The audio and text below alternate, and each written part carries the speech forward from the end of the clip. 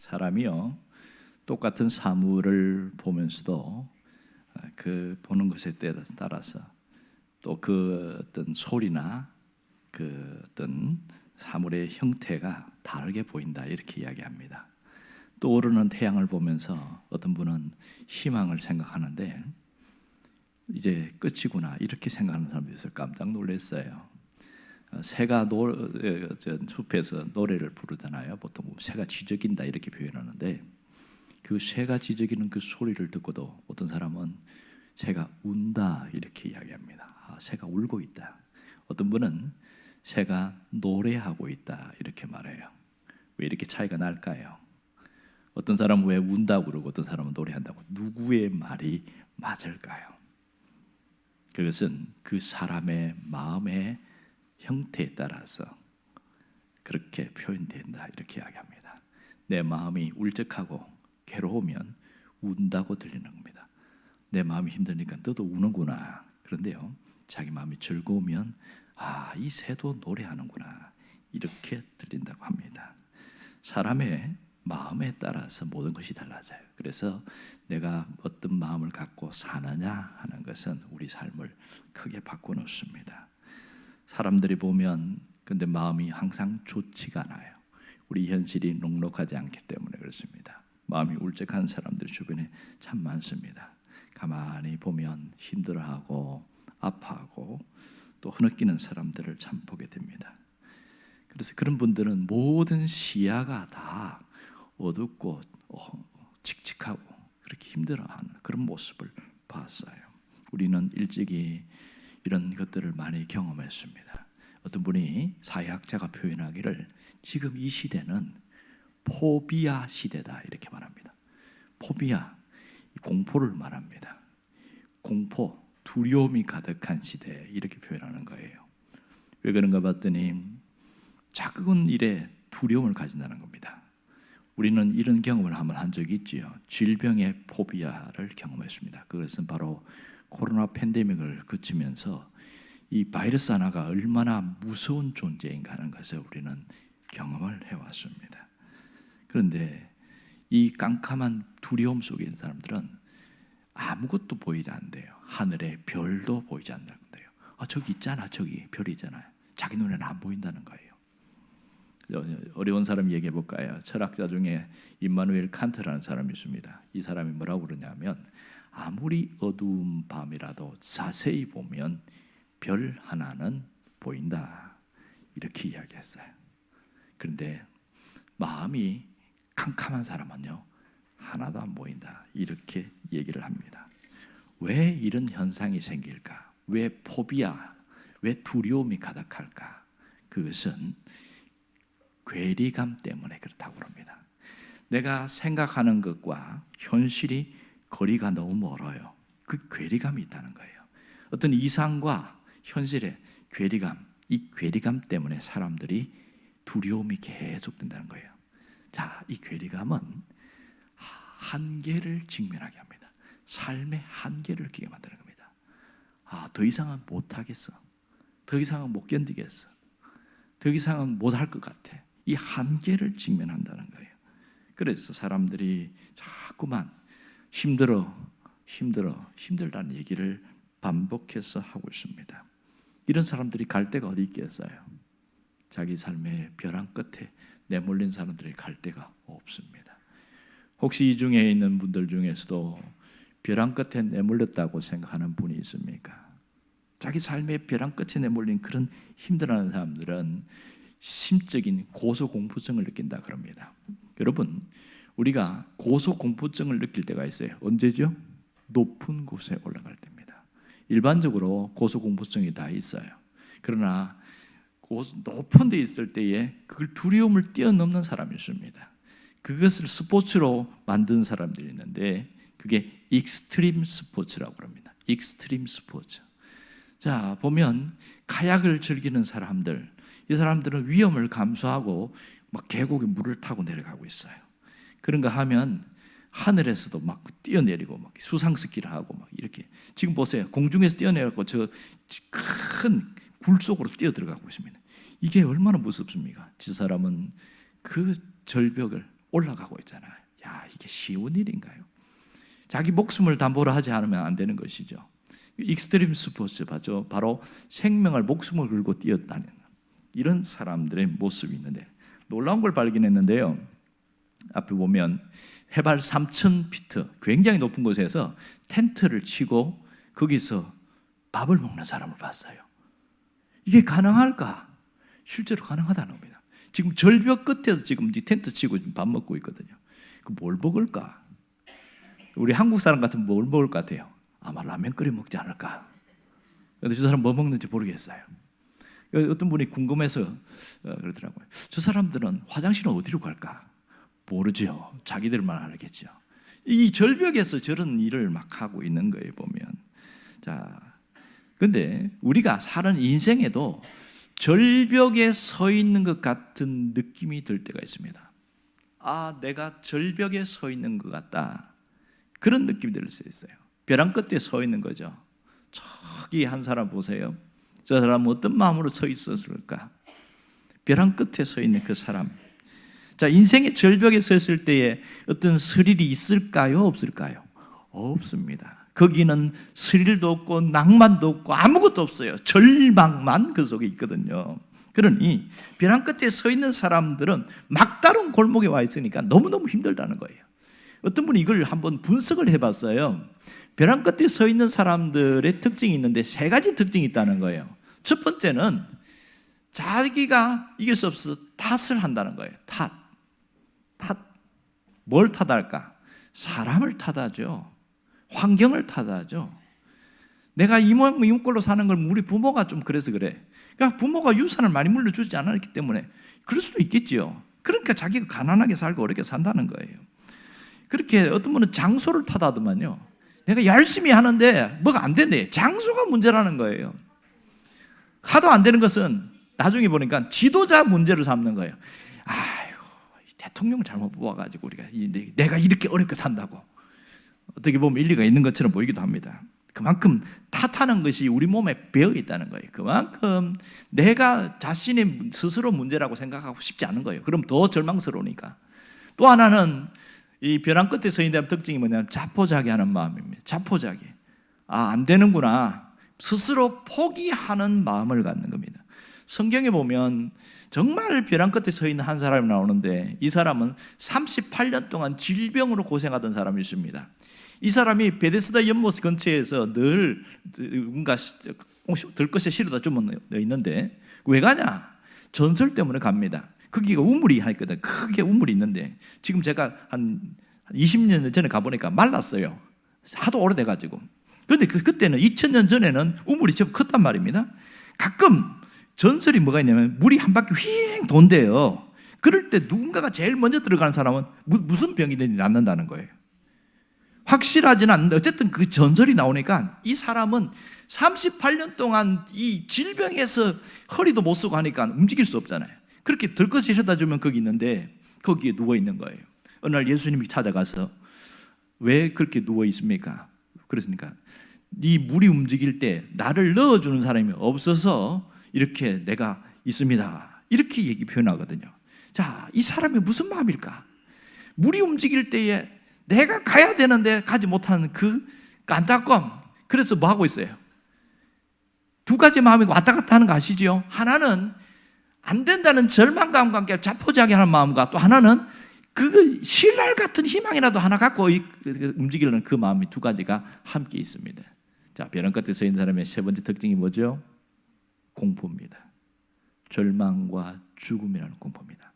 이것처럼 무서운 게 없어요. 이 공포라는 것은 아무것도 없는데도 느끼는 거예요. 이 공포감이 느껴지는 사람 중에 보면 그 심리적으로 오는 질병들이 있죠. 갑자기 엘리베이터 타면 숨을 못 쉬는 사람 봤어요. 막 숨을 거치게 하면서 막 숨을 못 쉬는 거예요. 왜 그래요? 왜 그래요? 왜 그래요? 숨이 안 쉰다는 거예요. 이 사람은 폐소 공포증이 있는 거예요. 이런 사람들이 있습니다. 사람 삶 가운데 보면 참 인생의 순풍만 불 때가 있으면 얼마나 좋을까 이런 생각을 합니다. 하지만 순풍만 부는 인생은 아무도 없습니다. 모든 것이 잘 되고 모든 것이 열리고 모든 것이 편안하고 질병도 없고 그러면 얼마나 좋겠어요. 그러면 우리 인간이 아니고 신선이겠죠. 우리의 삶에는 부서진 일들이 참 많습니다. 목회를 하면서 오래 경험해 보면 가끔 또 신방도 하면서 겉으로는 아주 멀쩡한데 속이 문드러진 사람들을 많이 봅니다. 이 온 잡동산 부서져 가지고 떠다니는 그런 것 같은 느낌이 드는 그런 삶의 엉어리가 진 사람들이 있어요. 보면 어떤 분들은 어릴 때 그 받은 상처 때문에 지금 어른이 됐는데 나이 한 50이 됐는데도 삶의 엉어리를 안고 살아가는 사람이 있더란 말이에요. 얼마나 가슴이 아픈지 참 힘들게 살았다. 어떻게 그게 치유가 되지 않은 상태에서 살아가는 사람이 있습니다. 어떤 사람은 갑자기 찾아온 질병 때문에 고통을 당하는 사람이에요. 갑자기 찾아오는 질병. 어떤 사람은 다 좋은데 서로 성격이 안 맞다는 거예요. 부부간에 갈등이 왜 이렇게 많은지 틈만 나면 싸우는 거예요. 틈만 나면 싸우는. 이런 사람도 있어요. 그런가 하면 관계의 갈등 때문에 어려워하는 사람도 있습니다. 너무 힘들다는 거예요. 이런 사람들이 이게 부서진 배의 자국들이 우리 현실 속에 보면 이런 사람들이 많습니다. 오늘 성경에도 이런 사람들이 나타나고 있습니다. 자, 사도 바울이라는 사람을 우리가 볼 텐데요. 이 사람은 죄를 지은 적이 없는데도 억울하게 죄인이 된 미결수가 된 죄인으로서 지금 로마 황제에게 항소를 해서 배를 타고 가고 있습니다. 그 배는 죄수만 타는 배가 아닌 큰 여객선이었어요. 저 이집트에서부터 올라오는 범선인데 이것은 여객선입니다. 여기에는 많은 사람들이 탔습니다. 장사를 하는 상인들도 있고 또 이 바울이라는 사람 데려가는 군인들과 백부장도 있고 그리고 다른 죄수들도 있었고 이 배를 움직이게 되기 때문에 사공들, 다시 말해서 선원들도 있고 이렇게 여러 종류의 사람들이 이 배를 타고 가고 있습니다. 자, 여기는 바울과 함께 주치있던 누가도 가고 아리스다고도 가고 뭐 그렇게 가고 있어요. 그런데 이 배가 항상 순항을 하면 얼마나 좋을까요? 바다에도 보면 태풍이 몰아칠 때가 있다는 것이죠. 태풍이 몰아칠 때 있어요. 자, 유라굴로라는 광풍을 만났습니다. 이 지중해 성 기후인데 겨울이 되면 갑자기 부는 태풍들이 있어서 배들이 파선을 합니다. 유라굴로라는 것은 두 개의 바람이 함께 겹쳐졌다 그런 뜻입니다. 유로스라는 것과 아킬라라는 것은 유로스 아킬로 뭐 이렇게 겹쳐서 동북풍의 광풍이다. 아마 바다에 부는 강력한 허리케인이라고 볼 수 있겠지요. 이 엄청난 태풍이 오니까 지금 나무로 만들어진 목선이지 않습니까? 그런데 이 견딜 수 있겠냐고요. 지금 2000년이 지난 이후에도 그 범선도 그 철선이죠. 우리가 그 쇠로 만든 배도 이 큰 유라굴로가 광풍이 몰아치면 피한다는 거예요. 왜? 위험하니까. 그만큼 강력한 태풍이 몰아쳤습니다. 이런 태풍이 몰아칠 때 더더욱 무서운 게 뭐냐면 바깥에 바람만 부는 게 아니고 바다 밑에 지형의 변화가 생기는 거예요. 밑에 움직이는데 모래가 움직이는데 그 모래 섬이 생겨요. 그것을 스르디스라고 표현합니다. 모래톱이지요. 바다에 모래톱이 그러니까 바다에 적게는 50m, 많게는 100m 가까이. 여러분 고층 빌딩 100m가 하나 섰다고 생각해 보세요. 바닷속에. 거기에 배가 딱 걸렸어요. 꼼짝을 못합니다. 어떻게 될까요? 거기서 움직일 수가 없으니까 또 다른 태풍이 와서 밀어낼 때까지는 배 못 움직입니다. 그러니 그 배에 있는 사람은 다 죽을 수밖에 없는 거죠. 바다에 뛰어내려도 죽고 배 안에 있어도 죽고 꼼짝없어요. 그러니까 사람들이 벌벌벌 떠는 거예요. 이미 이 선원들은 아니기 때문에 뭐 했냐면 기구들을 버리기 시작하는 거예요. 짐들을 버리고 연장을 버리고 그렇게 해서 배를 가볍게 하려고 몸부림쳤는데 그러면 살 수 있어야 되는데 그런데 태풍이 멈추지 않습니다. 이 태풍이 강력하게 밀어붙이니까 결국은 배가 파손할 수밖에 없는 그런 삶 속에 왔습니다. 이 태풍만 몰아치는 게 아니고 하늘에 별도 보이지 않고 해도 보이지 않았어요. 캄캄해요. 그냥 실제로. 그때 사람들이 뭐가 왔을까요? 자, 자기들이 소중히 여기는 그 로마로 가서 장사를 할 그 짐 돈이잖아요. 그것도 버렸어요. 배가 움직일 때 그것도 연장도 버렸어요. 기구 버렸어요. 그럼 뭐 아무것도 할 수 없는데 캄캄합니다. 그때에 절망이 밀려오기 시작한 거예요. 절망이 밀려오는 겁니다. 아, 이제 다 죽는구나, 끝났구나. 그런 상황에 왔을 때 희한하게 그 가운데 절망하지 않은 한 사람이 생깁니다. 그 사람은 바로 아까 봤던 사도 바울입니다. 이 사람이 오늘 이렇게 말합니다. 22절 함께 읽어볼까요? 자, 읽어봅시다.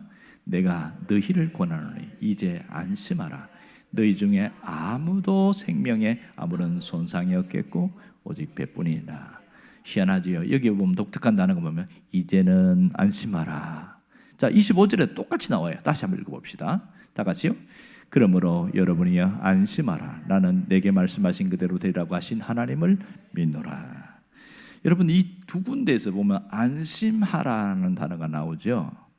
안심하라. 원래 뜻은 뭐냐면 기뻐하라 이런 뜻입니다. 기뻐하라, 즐거워하라. 이제 마음을 기쁘게 여기라. 지금 뭔가가 달라진 모습이 있습니까? 바람이 잠잠해졌어요? 육지가 보입니까? 아니잖아요. 환경에 변화가 있어요? 아니잖아요. 아무것도 없는 상황에서 이런 말하면 뭐라고 생각해요? 미친놈 그러죠. 그 소리 자체가 미친 것처럼 들릴 수밖에 없는 거예요. 정신없는 사람이 하는 소리지요. 바울이 안심하라 이렇게 말하는 겁니다. 어떤 목적지가 보인 것도 아니고 어떤 환경에 변화가 있는 것도 아니고 아무런 변화도 없는데 여전히 지금 캄캄한 상황 속에 태풍은 몰아치고 있는데 이제는 안심하라 이렇게 얘기를 하고 있는 거예요. 말도 안 되는 이런 소리를 하고 있습니다. 여러분, 그런데 놀라운 것은 사람들이 그 바울이 하는 말을 듣고 배에 있는 275명이 모두가 마음에 안심을 가진 거예요. 마음에 살 수 있겠구나 희망을 가지게 됐다는 거예요. 어떻게 이런 일이 생겼을까? 바울은 특별히 그러면 바울은 하나님을 섬기는 사람이니까 그 폭풍이 영향을 안 받았어요? 그렇지 않잖아요. 다 같이 뒹굴었어요. 배가 하도 뒹굴으니까 무려 10나흘 동안 아무것도 먹지도 마시지도 못했어요. 먹으면 다 토해버리니까 먹을 수도 없어요. 배가 계속 뒤틀리니까 사람이 잠도 못 자는 겁니다. 그런 상황을 14일 동안 가까이 오는데 바울이 뭐라고 하냐면 안심하라 그래요. 바울이는 왜 이렇게 말을 할 수 있었을까? 참 이해가 안 되는 부분이었어요. 희한하지요? 그렇게 가능했던 이유는 뭘까? 그것은 바울이 하나님과 연결되어 있었기 때문에 가능했던 겁니다. 바울이 이렇게 안심하라고 말할 수 있던, 당당하게 말할 수 있던 것은 그가 하나님과 연결되어 있었기 때문에 이 말을 할 수 있었고 하나님은 실제로 바울의 말대로 그대로 해주셨다는 거예요. 이게 놀라운 특징인 것이죠. 여러분, 눈앞에 캄캄하고 현실이 아무것도 안 보일 때에 누군가가 와서 괜찮아, 당신 살아날 수 있어, 그 한마디가 얼마나 위로가 되는지 몰라요. 그런데 실제로 괜찮은 그런 상황이 생긴다면 그건 얼마나 든든한 이 동아줄인지 모릅니다. 누군가의 위로한 말에 한마디라도 힘이 나는데 진짜 괜찮은 일이 생긴다고 하면 얼마나 큰 위로가 되겠습니까? 이 바울이 이렇게 할 수 있는 것은 그가 하나님과 연결되어 있어 가능하다는 것을 우리가 잊지 않아야 됩니다. 똑같이 폭풍 속에서 고통을 당하고 밥 못 먹고 잠을 못 자고 아무것도 없는 절망 가운데 같이 있었는데 그때 하나님의 사자가 나타났기 때문에 가능한 겁니다. 여기서 중요한 것을 우리가 알 수 있지요. 여러분, 하나님과 연결되어 있으면 죽을 수밖에 없는 상황에서도 살아남을 수 있다는 것 사실입니다. 믿습니까? 이게 중요한 거예요. 하나님과 연결되어 있는 사람은 환경에 정말 절망적인 상황, 막다른 인생이 있을지라도 살아남더라는 겁니다. 왜요? 하나님과 연결되어 있기 때문에 하나님이 가만히 있지 않는다는 겁니다. 그러므로 우리는 하나님과 연결된 그런 삶을 살아가야 합니다. 혹시 이 중에도 벼랑 끝에 서 있는 느낌을 갖고 살아가는 사람이 있습니까? 겉은 멀쩡해 보이는데 정말 속은 다 문드러져 있고 그의 삶을 들여다보면 완전히 이것은 뭔가 어떻게 할 수가 없는, 해결할 바를 할 수 없는 그런 구조적으로 어려운 상황이 있습니다. 겉은 더 화려해 보이지만 삶은 완전히 망가진 이 사람들을 할지라도 하나님과 연결되어 있으면 삶은 달라진다는 걸 잊지 않아야 됩니다. 가만히 보니까 벼랑 끝에 서 있는 사람들에게는 그 어떤 모습이 있는데 The End Me라는 책이 있어요. 카일 아이들맨이라는 쓴 사람인데 이 사람이 그 책에 자기가 뭐라고 써놨냐면 벼랑 끝에 서 있는 사람들을 쭉 만나봤는데 이렇게 쭉 정리를 해놨어요. 첫 번째는 30년 동안 청춘을 바쳐서 직장에서 일했는데 갑자기 나가라고 해고 통보를 받았을 때 이런 사람이 벼랑 끝에 서 있더라. 그리고 갑자기 어느 날 아프다고 그래서 갔더니 말기암이라고 해서 3개월 판정을 받은 사람, 이 사람은 벼랑 끝에 서 있는 사람이라는 것이죠. 남편이 멀쩡했는데 밖에 나가더니 갑자기 사고를 당해갖고 실려갖고 병원에 갔어요. 그 전화 받는데 병원에서 아무개냐고 전화 오는 거예요. 기가 막히는 거죠. 어떤 경우는 소중한 아이를 가졌는데 갑자기 몸이 이상해서 병원 가봤더니 태아의 심장 박동이 멈췄다는 겁니다. 벼랑 끝에 서 있는 것이죠. 아이가 그래도 좀 나쁘긴 해도 그렇게 큰 나쁜 짓 안 한다 생각했는데 학교에서 퇴학 처리를 하는 경우 있어요. 벼랑 끝에 서 있는 것이죠. 멀쩡한 부모가 갑자기 치매 증상이 심하게 와서 자식을 못 알아볼 때 벼랑 끝에 서 있는 모습인 거죠. 어떤 경우는 중독에 빠져 있는 사람이 있습니다. 마약이나 도박이나 포르노 중독에 빠져 있는 이 사람들이 벼랑 끝에 서 있는 것이죠. 카일 아일드맨은 이렇게 말하는 거예요. 월세를 못 내서 내쫓길 위기에 있는 사람이 벼랑 끝에 서 있는 사람이다. 또 기댈 곳이 아무것도 없는 사람, 그런 사람이고, 또 내게 등을 돌린 사람들, 믿었던 그 사람을 또 등 돌려받았을 때 그 처절함, 이런 것이 벼랑 끝에 서 있다, 이렇게 말하더라고요. 여러분, 이렇게 서 있는 사람들에게 할 수 있는 일이 뭐가 있을까요? 아무것도 없어요. 그냥 추락하는 것 외에는 방법이 하나도 없는 거예요. 그런데요, 비록 벼랑 끝에 서 있는다고 할지라도 하나님께 연결되어 있으면 살아날 수 있습니다. 여러분, 이거 하나가 우리 삶을 완전히 바꾸는 거 아세요? 하나님께 연결되어 있으면 정말 엄청난 변화가 있습니다. 왜요? 하나님이 결코 내버려 두지 않습니다. 아무리 추락하는 상황에도 하나님이 그 손을 꽉 붙들고 다시 이렇게 세우기 때문에 가능한 일입니다. 실제 탄광촌에 이런 일이 있었어요. 갑자기 갱도가 팍 무너졌어요. 그런데 두 쪽으로 나눠졌어요. 일을 하고 있는데 여기서 일하고 여기서 일하고. 그런데 놀라운 것은 물도 있었고 양식도 있어요. 든든하게 약 한 21분의 양식까지. 이제 지하에 한참 내려갔으니까 가운데가 딱 무너져가지고 그렇게 해서 난리가 났던 거죠. 탄광에서. 그래서 밖에서 기중기를 끌고 와가지고 다시 뚫고 해가지고 그렇게 해서 구출을 했는데 다 구하긴 구했어요. 깜짝 놀란 일이 생겼어요. 이쪽에 있는 갱도에 있는 사람들은 한 명도 죽지 않고 다 살아난 거예요. 이쪽에 있는 사람들은 다 죽어버렸어요. 그래서 점검해 보니까 물이 없어 죽은 거야. 물이 있어요. 양식이 없는 거야. 양식이 있어요. 이해가 안 되는 거예요. 왜 죽었냐는 거예요. 왜? 아니, 똑같이 갱도가 무너졌는데 왜 여기는 살고 여기는 왜 죽었냐? 확인해 봤더니 딱 한 가지, 전화선 하나 때문이었습니다. 전화선. 한쪽 갱도에는 그 선이 연결되어 있어가지고 전화하는데, 자, 지금 걱정하지 마라. 지금 기중기가 저기서 지금 올라오고 있다고. 지금 대관령 넘었으니까 도착하니까 걱정하지 마라. 2시간만 있으면 도착한단다. 또 한참 있다 전화 옵니다. 지금 5m 파 내려갔으니까 조금만 참아라. 또 전화가 옵니다. 지금 20m 파 내려갔다고 또 전화가 옵니다. 계속 전화가 주는 거예요. 그런데 여기 있는 사람들이 뭐가 생겨요? 곧 우리를 꺼내주겠구나. 희망이 생기는 거죠. 그런 희망이 생기니까 힘든데도 옆에서 부들부들 떨고 있을 때 다 도둑거려지고, 야, 우리 다 살아남을 수 있어. 괜찮아. 서로가 서로를 위해주고 이렇게 하는 거예요. 그렇게 해가지고 버티는데 열흘 딱 걸려서 꺼냈습니다. 다 살았어요. 몸 상태는 쇠약했지만 모두 살아남았습니다. 그런데 옆에 있는 갱도는 전부 다 죽었어요. 왜 그럴까요? 전화선이 끊어져 있었습니다. 지금 우리가 무너진 것을 아는지 모르는지, 언제 우리를 꺼내줄지, 우리가 여기 있다는 것을 아무도 알 수 있는 사람이 없다는 거예요. 전화선이 끊어져 있으니까 연결이 안 되는 거예요. 연결이. 그러니까 그 사람들에게 뭐가 왔을까요? 우리 여기서 죽는구나. 이제 끝났구나. 마실 물도 있어요. 먹을 양식도 있어요. 그런데 뭐가 왔어요? 절망이 밀려오니까 죽음의 공포가 그들을 사로잡는데요. 사람의 공포가 얼마나 위험한지 아세요? 그때부터 몸에 이상 현상이 생기기 시작하는 거예요. 그러면서 픽픽 쓰러져. 그래 죽는 거예요. 다 죽었어요. 그래서 여러분, 돈이 없어 망하는 게 아니에요. 몸에 병이 찾아와서 죽는 게 아니에요. 뭐가 사람을 죽인지 아세요? 절망입니다. 절망은 우리의 인생 자체를 파괴해버립니다. 하지만 살아날 수 있다는 희망, 소망을 가진 자는요 결코 죽지 않습니다.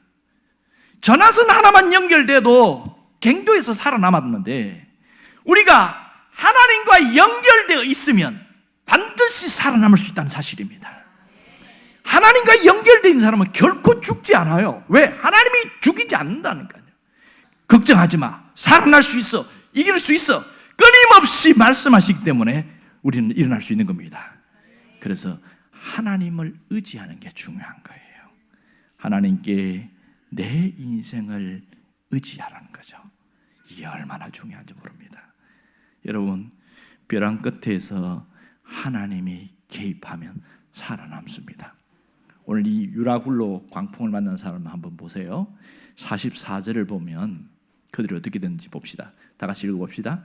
그 남은 사람들은 늘 조각 혹은 배 물건을 의지하여 나가게 하니 마침내 사람들이 다 상륙하여 구조되니라. 여단에 보면 마침내 단어가 중요합니다. 하나님 뭐라고 그러냐면 이 배에 있는 사람 한 명도 죽지 아니할 것이다, 그렇게 이야기했어요. 그 외에는 아픈 사람도 있을 것이고 또 건강한 사람도 있겠지만 한 명도 죽지 않는다는 가능성이 있어 없어요?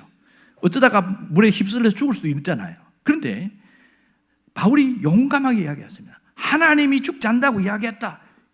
용기를 가지라고, 희망을 가지라. 그래서 그들이 수영을 할 수 있는 사람은 헤엄쳐서 나갔고, 안 되는 사람은 널판 조각이라도 붙들고 그렇게 해서 나갔고 100% 다 살았다는 놀라운 역사가 있습니다. 이게 사실이거든요. 마침내 그 사람들이 다 상륙해서 구조되었다. 이게 왜 그래요? 하나님과 연결된 한 사람 옆에 붙어있기만 해도 놀라운 일들이 생기는 겁니다.